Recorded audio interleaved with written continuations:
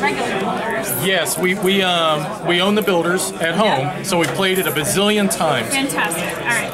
So the basic mechanic is the same. Okay, so you're still trying to build these buildings to gain money and points. All right, and the money, of course, helps you send out more guys to build more buildings to get more victory points. Real quick, before you get too far, now is this an actual expansion or just a whole separate game? This will be a standalone, separate game that you can play out of the box. But you can combine them if you wanted to, but I don't know why you would. I mean, you could. Hypothetically, you could. It's, you know, the basic mechanic is the same. The building cards and the people cards are the same, but there's no need to. Okay, excellent. Okay, so you'll notice that we have an extra row up here, and these are the new mechanics, right? So, in addition to picking the buildings, which are an action, or picking up a guy, which is an action, you can decide to pick one of these, right? Okay. The first one are tools. Tools? So you pay 2 ekru to buy a tool. The cool thing about anything up in this row, this one it won't matter, but for these 3, you actually get to pick up the pile, look through them to find the one you want, and pick the one that you want. Okay. Alright? Okay, so our tool's not gonna come up in here? Or actually that looks like they're a tool. Still here. They're still in here. So, okay. the difference between this saw and this saw is that this one you can move from worker to worker. Oh, okay. And this one will just stay. Yeah. Right? This one costs an action to deploy. Yep. Right. This one does not. Oh, that's a big deal to assign then. to a worker. So that just upgrades the worker, Exactly. basically. Okay. This is a momentary upgrade to that worker for that job site. Okay? Alright.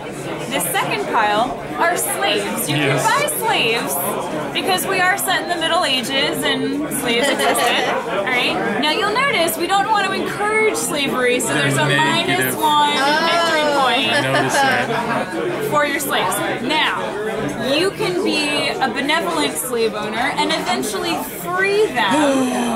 That's so nice. And once you free them, it now costs 4 to deploy them. Yes. So you pay 7 for your slave and they're free to deploy. Or you free them and now you have to pay for them just like any other worker. Otherwise you're taking the negative. Now are all the slaves different, I'd imagine, just like the tools? And again, so when you decide to go through, you get to look through the stack, right? And you get to pick which one you want. Okay? Now, this is my favorite new mechanic. Okay? This is you can send any one of your regular workers to the university. And you can upgrade them. Yep, permanently upgrade them for the rest of the game. They just slide right in, don't they? So, or they just go on top? Well, they will be full plastic cards with the upgrade on them. Excellent. So let's say this guy, he's got some survey knowledge and he's got some tile laying skills, but maybe I send him to the university and now he has woodworking skills as well. Awesome. All right. It costs 7 ekru to send him to university, but once he has this, it stays there for the rest of the game, and his cost stays the same. Okay. Does that make sense? Yeah, absolutely. Yeah. This is by far my favorite new mechanic out of the new mechanics. Yeah. The last one is, so there's still you can spend 1 action to get 1 coin, 2 actions to get 3 coins, 3 actions to get 6, or you can take out a loan. Alright?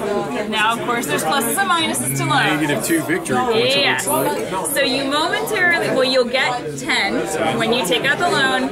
If you do not pay it back by the end of the game, it'll be -2. To pay it back, 15. it is 15.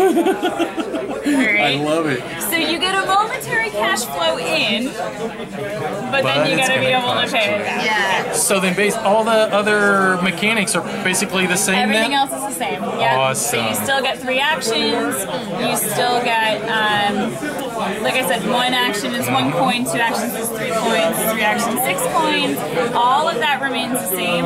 It's just layering in this sort of extra layer. I noticed that it's looking like it's all Egyptian. Yeah, yes, it's a little, a little more Egyptian. I think that's because of the slave. Yeah!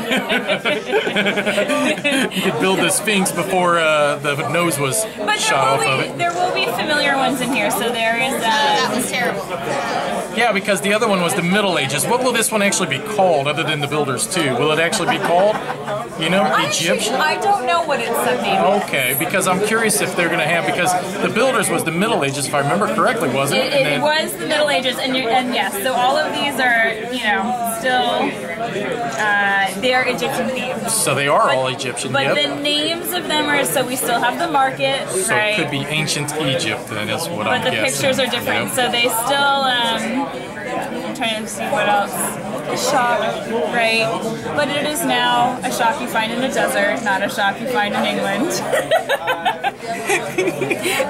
they sell different things. The house. Right? You know? Excellent. Well, thank you very much. You're we welcome. appreciate it.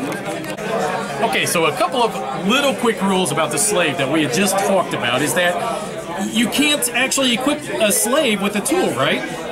Is that what you said? Yeah. But if you free him, then can you? Yep. Okay. And then what about training them? Can you put them into the academy? Again, you don't send your slaves to university. Correct. You only send your free men to university. Okay. So it's kind of funny to think you don't trust a slave with a tool because they'll use it against you, I guess. I don't know. But then if you free them and they're happy and they're more than willing to work for you. Awesome. Griffin Gaming. From new releases to pre-orders. Griffin Gaming. Enter in promo code GreyElephant for 5% off your order.